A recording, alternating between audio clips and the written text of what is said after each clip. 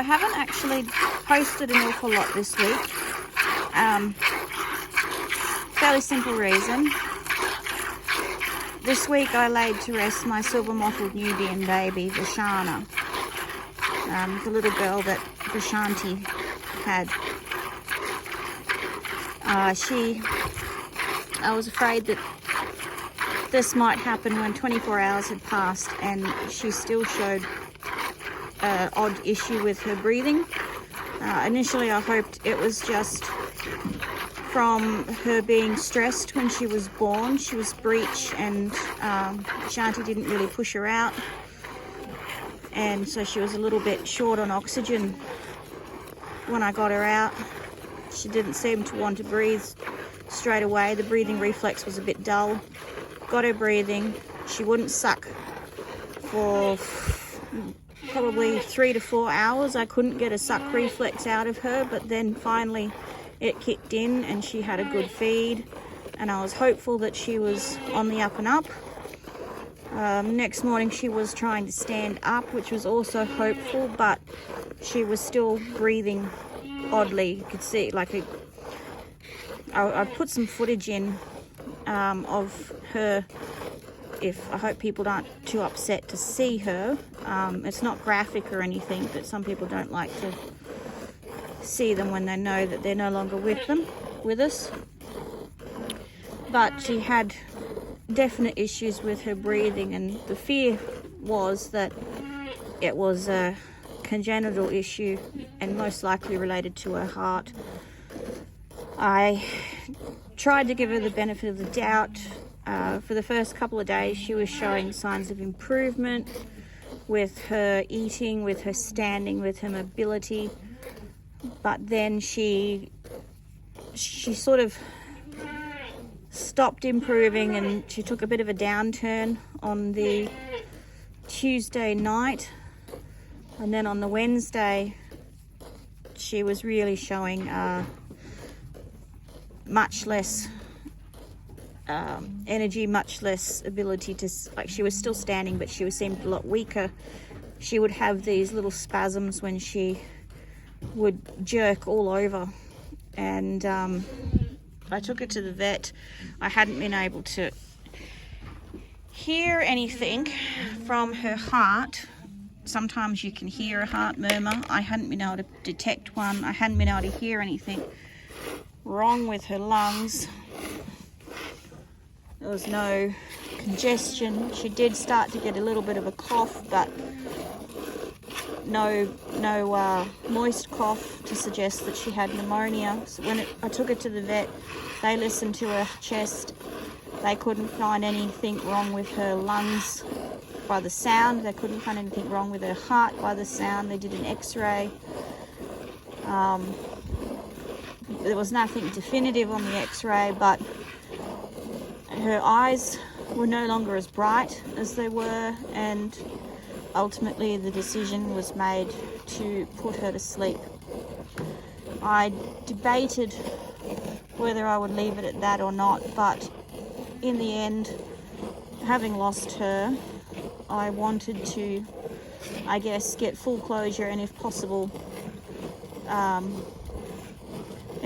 get a definitive why of what went wrong for her. So I had a necropsy done, and it turned out that she had a hole between the left and the right aorta in the heart. It was like a hole connecting the two of them. She would not have survived for very long, and in the end, putting her down was probably the kindest thing I could have done. It doesn't alleviate the sadness that one feels, but at least I did right by her. I don't know why she had it. Vashanna has kidded once before, the exact same breeding. She had triplets. Well, Shanti, it's all right, love. Yeah, she had triplets. Valkyrie was one. My exquisite little Vashika was the other. They've been fine. So exactly why this time around the little girl had a heart problem, I don't know, but she did. It's just one of those things, I guess. This week, little Vashanna was laid to rest and buried here at home. So I was spending a lot of time caring for her and trying to make sure that she stayed comfortable and reassessing her constantly and checking her over constantly.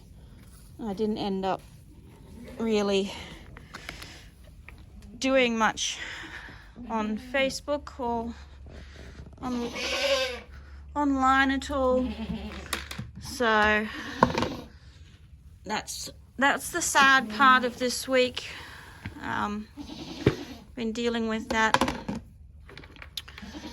Just getting the baby's dinner and the mum's. Oh dearly.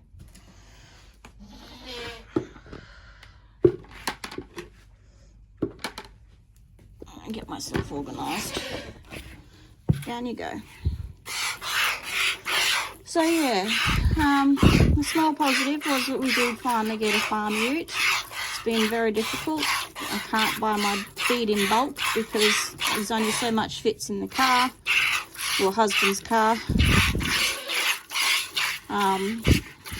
I just hadn't had the time to go and inspect any vehicles for sale, and despite being a mechanic's daughter, cars have never been my passion. They're not my forte, and I've always been a little concerned that I might overlook something when inspecting a used car. I mean, you can look for the obvious, you know, blue smoke out the back, or grinding gears, or faulty transmission, that kind of thing, but I just never felt completely confident that I'd want to place all of my bets on me choosing that the car's not going to come home and suddenly find it's a lemon. Which has happened to us once before. Thankfully, I wasn't involved in the finality of that particular decision. But yes, so we do now have a vehicle. I should be able to arrange to get feed in bulk, try and make things a little less expensive, and not having to run off to the feed place once in every week, or sometimes twice a week, because I can only get small amounts at a time. As for the rest, we've had over 50 mil of rain just in the last couple of days. Thankfully, we're not in complete slop, but the babies have paddled up their pen a little more than I like. I've been lumping sand into the worst patches, putting a pallet in their little canopy shed so that they hopefully don't track the mud into their kennel and into their straw. Got the feeder sorted out so that I can feed more than 2 at a time. They're still adjusting to that. I like to bite my fingers before they find the teats on the bucket, but it has made it a little more efficient, so I can feed 4 and 5 at a time and do them in 2 groups rather than having to get them out 2 at a time. And the problem with that is I like to feed them the milk while it's still nice and warm and frothy, which is what I'm milking here. As soon as I've milked these girls, I'm going to go and feed it to the babes. But if you're doing it 2 at a time, by the time you get to the last ones, it's starting to get cold, so you have to put hot water bottles in it, and then if you're not careful, it makes it too hot. You don't want to give it to them too hot, because I find it can upset their stomachs. So it gets a bit tricky sometimes. Good girl, dearly. I'll just do Miss Calendula down here. He's got a lot to say. Don't you? Yes. Always have a lot to say. Alrighty. She's milking really well, this little girl. She must be getting close to 5 litres a day, I think. Mind you, most of the mums are, well, almost all the mums are milking extremely well. Magnolia is a bit on the lower volume side, but that's okay. Shanti's really milking. She's going to milk all that fat that I worked so hard to get on her back off the rate she's going. I couldn't get much fat on Adelia, and she's going to milk it off as well. The goatlings are milking quite well. So, got milk coming out my ears. My babies can't drink it all. And it's killing my hands. They're just, with the volume of work that's gone up, the carpal tunnel's really starting to give me a bit of curry. They're pretty much numb and burning and painful all at the same time every morning. But, you know, they usually get over it. So, none of the run-throughs seem to be obliged to dry up just yet. I only got a couple of them dry over winter, and the rest of them are like, nah, we're just going to keep making it. So, they did. And once spring rolled around, they came up a bit more. In fact, Diamond, who's in currently at the moment, she's not a fresh-kitted doe, and I had managed to drop her back to once a day milking during winter. But when spring rolled around, she just started making so much more milk that if I don't milk her twice a day, she spends half the time leaking, which is very bad.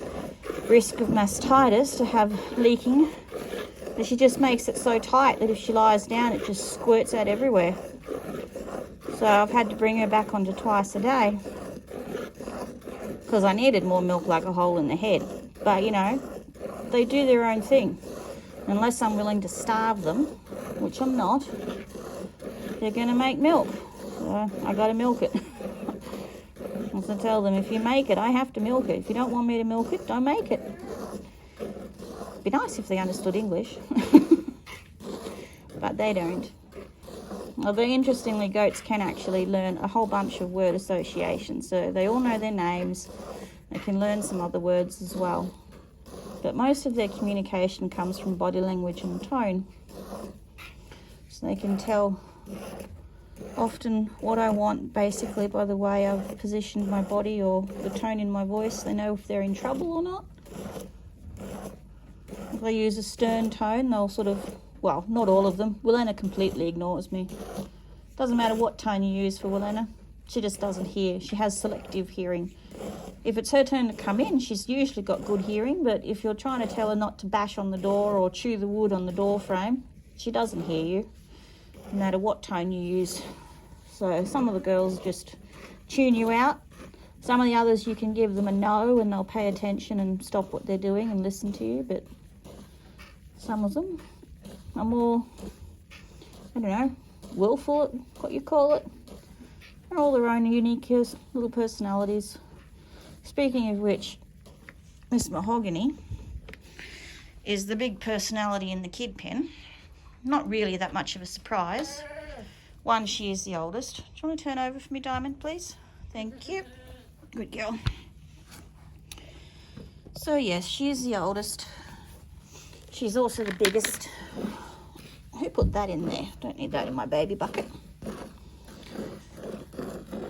And she's nominated as the spokesperson, I think, because when she decides it's time to be fed, she lets that siren go, and you can hear it very easily from most parts of the property.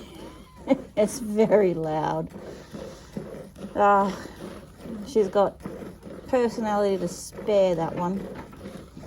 Miss Odette's favourite activity is jumping on me, which is a little annoying at the best of times, but right now, when she's been running through the muddy pen and then she jumps on me, she's leaving dirty hoof prints everywhere. I mean, my clothes are dirty anyway, but I don't really need tons of mud trampled onto me either. But she's a baby, she doesn't know any better. So, yeah, that's the main extent of what's been going on this last week. New to us vehicle. Another bunch of rain that I don't think we really quite needed just yet. Bit of nasty cold weather.